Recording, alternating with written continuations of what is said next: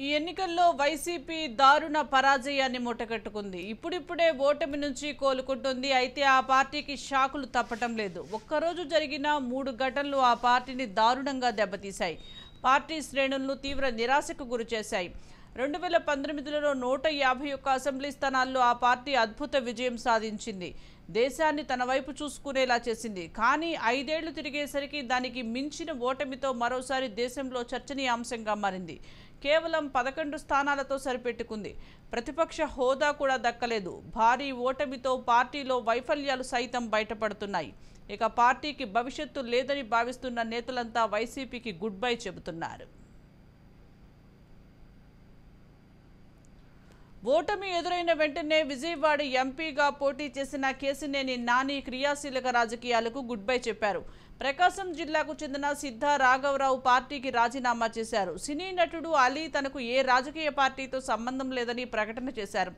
గుంటూరు జిల్లాకు చెందిన మద్దాలి గిరి, కిలారి రోసయ్య పార్టీకి రాజీనామా చేశారు. ఏ పార్టీలో చేరకపోయినా వైసీపీకి దూరమయ్యారు. అయితే ఫలితాలు వచ్చిన వెంటనే సీనియర్లు అజ్ఞాతంలోకి వెళ్లిపోయారు. జూనియర్లు అసలు మాట్లాడటం మానేశారు. రాష్ట్ర వ్యాప్తంగా స్థానిక సంస్థల ప్రతినిధులు వైసీపీకి గుడ్ బై చెబుతున్నారు. ఇప్పటికే విశాఖ నగరపాలక సంస్థ నుంచి కార్పొరేటర్లు టీడీపీ, జనసేనలోకి క్యూ కట్టారు. ఇటువంటి తరుణంలో విశాఖ స్థాయి సంఘం ఎన్నికలు జరిగాయి.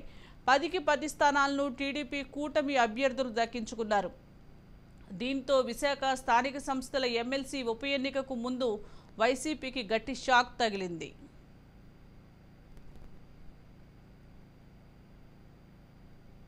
నేను జగన్ గారు ఏం చేస్తాను దాన్ని బట్టి మిగతా గురించి నేను మాట్లాడకూడదని మీ అందరికీ తెలిసింది. నేను మాట్లాడినంత కూటమి నేతలతో ఆల్రెడీ అన్ని పార్టీల నుంచి ఆహ్వానం ఉంది. ఆంధ్రప్రదేశ్లో సార్వత్రిక ఎన్నికల తర్వాత అనేక ఆసక్తికరమైన సంఘటనలు జరుగుతున్నాయి. ముఖ్యంగా వైసీపీకి షాకుల మీద షాకులు తగులుతున్నాయి. జరిగిన ఎన్నికల్లో వైసీపీ దారుణ పరాజయాన్ని మూటగట్టుకుంది.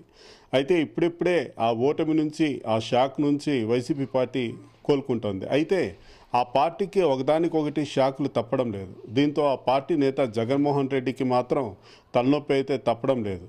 నిన్న ఒక్కరోజే దాదాపుగా 3 సంఘటనలు ఆ పార్టీని దారుణంగా దెబ్బతీశాయని చెప్పవచ్చు. దీంతో ఆ పార్టీ శ్రేణులను తీవ్ర నిరాశకు గురి చేశాయి. 2019లో జరిగిన ఎన్నికల్లో దాదాపుగా రాష్ట్ర వ్యాప్తంగా 151 అసెంబ్లీ స్థానాల్లో ఆ పార్టీ ఘన విజయం సాధించి అద్భుత విజయం సాధించిందని చెప్పుకోవచ్చు. దాంతో ఒక్కసారిగా దేశం మొత్తం తన వైపు చూసుకునేలా చేసింది.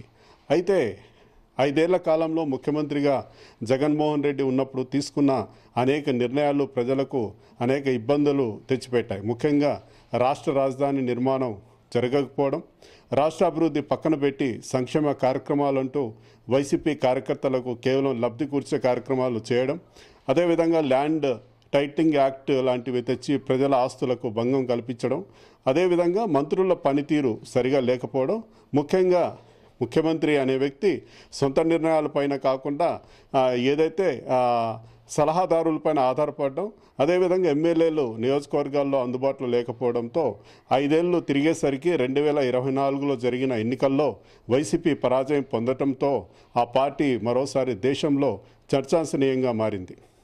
అయితే ఈసారి వై నాట్ 175 అంటూ బాకా మోగించిన ఆ పార్టీ కేవలం 11 స్థానాల్లోనే గెలుపొంది బ్రతుకు జీవుడు అంటూ సరిపెట్టుకుంది. చివరికి అసెంబ్లీలో ఆ పార్టీకి ప్రతిపక్ష హోదా కూడా లేకపోవడం, కనీసం ఆ ప్రతిపక్ష హోదా కావాలి అన్నట్టు కూడా జగన్మోహన్ రెడ్డి అనేక సార్లు వేడుకోవడం అన్నది కూడా మనం వార్తల్లో చూసాం. భారీ ఓటమితో పార్టీలో ఉన్న అనేక వైఫల్యాలు సైతం ఇప్పుడిప్పుడు బయటపడుతున్నాయి. ఇక వైసీపీకి భవిష్యత్తు లేదని భావిస్తున్న నేతలంతా కూడా వైసీపీ గుడ్ బై చెప్తున్నారు. ఓటమి ఎదురైన వెంటనే విజయవాడ ఎంపీగా పోటీ చేసిన కేశినేని నాని క్రియాశీలక రాజకీయాలకు గుడ్ బై చెప్పారు. ఇక అదేవిధంగా ప్రకాశం జిల్లాకు చెందిన సిద్ధ రాఘవరావు కూడా ఆ పార్టీకి రాజీనామా చేశారు.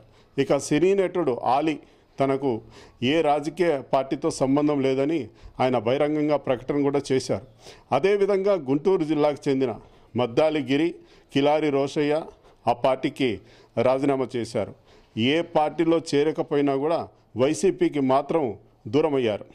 అయితే ఫలితాలు వచ్చిన వెంటనే అనేక మంది సీనియర్లు మాజీ మంత్రులు, మాజీ ఎమ్మెల్యేలు, పార్టీ కోసం సోషల్ మీడియాలో యాక్టివ్గా పనిచేసిన వైసీపీ నాయకులు అనేక మంది కూడా ఇప్పటికే అజ్ఞాతంలోకి వెళ్ళిపోయారు. అధికారంలో ఉన్నప్పుడు చాలా హడావుడి చేసిన జూనియర్లు అస్సలు కూడా ఎక్కడ కూడా మీడియాతో కానీ తన సహచరులతో కూడా ఎక్కడ మాట్లాడడం కూడా లేదు, పూర్తిగా మానేశారని చెప్పొచ్చు. అదేవిధంగా రాష్ట్ర వ్యాప్తంగా స్థానిక సంస్థల ప్రతినిధులు ఒక్కొక్కరు వైసీపీకి గుడ్ బై చెప్పడం జరుగుతుంది. ఇప్పటికే విశాఖ నగరపాలక సంస్థ నుంచి ఏదైతే కార్పొరేటర్లు ఉన్నారో టీడీపీ జనసేనలోకి క్యూ కడుతున్నారు. ఇటువంటి తరుణంలో విశాఖ స్థాయి సంఘం ఎన్నికలు కూడా జరిగాయి. ఇది ఇక్కడ చూసుకున్నామంటే 10కి 10 స్థానాలను టీడీపీ కూటమి అభ్యర్థులు దక్కించుకోవడం జరిగింది. దీంతో విశాఖ స్థానిక సంస్థల ఎమ్మెల్సీ ఉప ఎన్నికకు ముందు వైసీపీకి గట్టి షాక్ తగిలిందని కూడా చెప్పవచ్చు.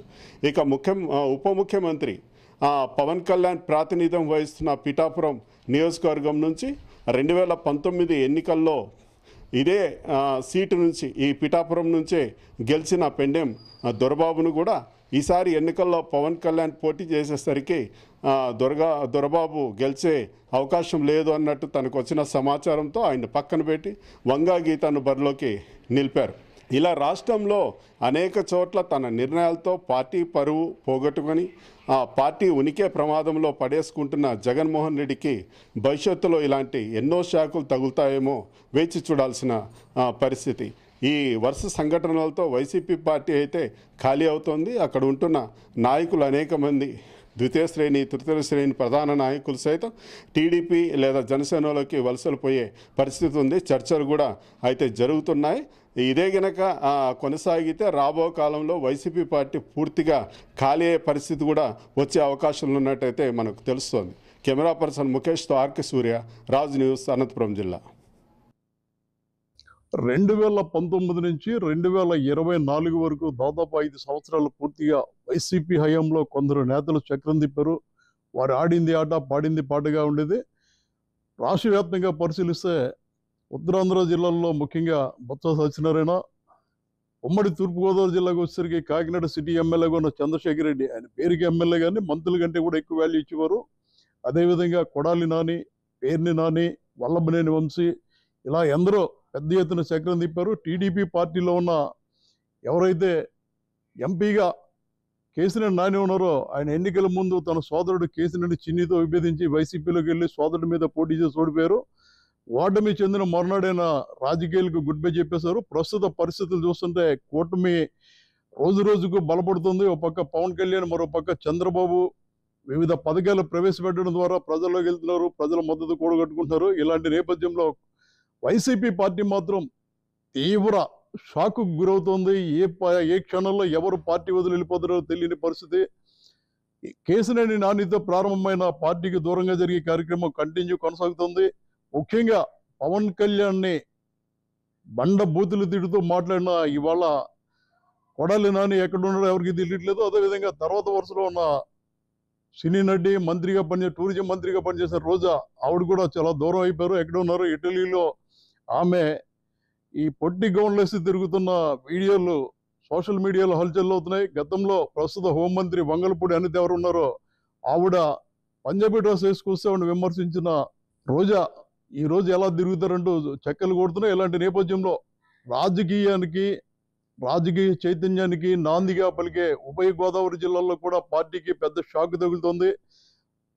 రాజమండ్రి ఎంపీగా పనిచేసిన మార్గాని భరత్, తెలుగుదేశం నాయకులు మీరు పవన్ కళ్యాణ్ గుడి కట్టండి, పవన్ కళ్యాణ్ వల్లే మీరు గెలిచారని చెప్పి తరచు పవన్ కళ్యాణ్ గురించి ఆయన పొగుడుతూ మాట్లాడుతున్నారు. ఈ నేపథ్యంలో ఆయన జనసేనలోకి వెళ్ళే అవకాశాలు ఉన్నాయని ప్రచారం జరుగుతోంది. ఇప్పటికే 2 సార్లు ఎమ్మెల్యేగా పనిచేసి 2019 నుంచి 2024 వరకు పిఠాపురం వైసీపీ ఎమ్మెల్యేగా ఉన్న పెండెం దొరబాబు కూటమికి వెళ్ళిపోవడానికి సిద్ధంగా ఉన్నారు. ఆయన ఆల్రెడీ చెప్పేశారు, పార్టీకి రాజీనామా చేస్తున్నాను, అధినేతతో నాకు అభిప్రాయ భేదాలు లేవు, కానీ వంగా గీత ఎవరైతే ఉన్నారో నన్ను అవమానం పాలు చేశారు, నేను 2 సార్లు ఎమ్మెల్యేని అయినా నన్ను పట్టించుకోలేదు, నా ఇంటి పక్కే ఆవిడ కార్యాలయం పెట్టి కూడా నన్ను పిలవలేదని చెప్పి ఆయన అసంతృప్తి వ్యక్తం చేశారు. చాలా ఖచ్చితంగా చెప్పారు. టీడీపీ, బీజేపీ, జనసేన 3 పార్టీలు నన్ను ఆహ్వానిస్తున్నాయి, ముగ్గురు కూడా సముచిత గౌరవం ఇస్తున్నారు. లోకేష్ నాతో మాట్లాడడం జరిగింది. అదేవిధంగా పవన్ కళ్యాణ్ నుంచి ఆయన అనుచరులు మాట్లాడుతున్నారు. పురంధేశ్వరి, మాజీ రాష్ట్ర అధ్యక్షుడు సోము వీర్రాజు, అదేవిధంగా జాతీయ కార్యవర్గ సభ్యులు పైడా కృష్ణమోహన్ నాతో మాట్లాడారు. ఈ 3 పార్టీల్లో ఖచ్చితంగా పార్టీకి వెళ్ళడం ఖాయం. 2 రోజుల్లో మంచి రోజు చూసుకుని కాడర్తో సమావేశం వెళ్ళిపోతానని చెప్పడం జరిగింది. ప్రస్తుతం ఏదైతే వైసీపీ హయాంలో కీలకంగా వ్యవహరించి పలు ఆరోపణలు ఎదుర్కొనే, ముఖ్యంగా పవన్ కళ్యాణ్ని, చంద్రబాబుని బండ బూతులు తిట్టిన కాకినాడ సిటీ మాజీ ఎమ్మెల్యే చంద్రశేఖర్ రెడ్డి ఈ రోజు ఎక్కడా కనపడడం లేదు. ఆయన ప్రతి సంవత్సరం తన పుట్టినరోజు వేడుకలను కాకినాడలో ఘనంగా జరుపుకునేవారు. ఈసారి ఆయన కూటమి అధికారంలోకి వచ్చిన తర్వాత కుటుంబ సభ్యులతో కలిసి హైదరాబాద్లో వేడుకలు జరుపుకున్నారు. అప్పటి నుంచి ఆయన కనపడడం లేదు. సోషల్ మీడియాలో ముఖ్యంగా జన సైనికులు చంద్రశేఖర్ రెడ్డి ఎక్కడ ఉన్నావు అని చెప్పి ఆరోపణలు చేస్తున్నారు. చంద్రశేఖర్ రెడ్డికి సంబంధించిన గొడవల మీద దాడి జరిగింది. 2 సంవత్సరాల్లో పంచాయతీ ఎన్నికలు, ఎంపీడీసీ, జడ్పీడీసీ ఎన్నికలు, నీటి సంఘాల ఎన్నికలు రానున్నాయి. ఇప్పటికే నీటి సంఘాలు, అదేవిధంగా సహకార సంఘాల ఎన్నికలు జరపాల్సిన నేపథ్యం ఉంది. ఈ నేపథ్యంలో వైసీపీని పూర్తిగా జీరో చేసే ప్రయత్నాలు జరుగుతున్నాయి. ముఖ్యంగా కూటమి అధికారంలోకి వచ్చేసరికి మొట్టమొదటి ఎన్నిక ఇప్పుడు ఈ నెల 30నే విశాఖ సంబంధించి స్థానిక సంస్థలకు సంబంధించి ఎమ్మెల్సీ ఎన్నిక జరగాల్సి ఉంది. ఎన్నిక సంబంధించి 600 పైగా వైసీపీ ప్రజాప్రతినిధులు ఉంటే కేవలం 200 కూడా టీడీపీకి లేరు. అయినప్పటికీ టీడీపీ అక్కడ పోటీ పెడుతుందని చెప్పి జగన్ నేరుగా ఆరోపించారు. ఈ నేపథ్యంలో విశాఖ మున్సిపల్ కార్పొరేషన్లో ఏదైతే కార్పొరేటర్లు 10 కమిటీలకు సంబంధించి గెలిచారో, అదేవిధంగా బొత్స సత్యనారాయణని దెబ్బ కొట్టడం ద్వారా, ఆయన ఓడించడం ద్వారా వైసీపీలో ఉన్న ప్రజాప్రతినిధులు, స్థానిక సంస్థల ప్రజాప్రతినిధులు కలుపుకుని అక్కడ విజయకేతనం వేయడానికి కూటమి ప్రయత్నిస్తోంది. ఇందులో భాగంగా కీలక బాధ్యతలను వైజాగ్ నేతలతో పాటుగా, ఎందుకంటే వాస్తవానికి స్పీకర్గా ఉన్న అయ్యన్న పాత్రుడి వ్యవహారం చూడాలి. ఆయన స్పీకర్ న్యూట్రల్గా ఉన్నారు కాబట్టి యనమల రామకృష్ణకి ఆ బాధ్యతలు అప్పచెప్పారు. దాంతో మొట్టమొదటి మరో పెద్ద షాక్ ఇది. ఎందుకంటే బొత్స సత్యనారాయణ వంటి వారిని దెబ్బకొట్టడానికి అక్కడ టీడీపీ కైవసం చేసుకునే ప్రయత్నాలు జరుగుతున్నాయి. అదేవిధంగా ఇటు ఉమ్మడి తూర్పుగోదావరి, అటు పశ్చిమ గోదావరి.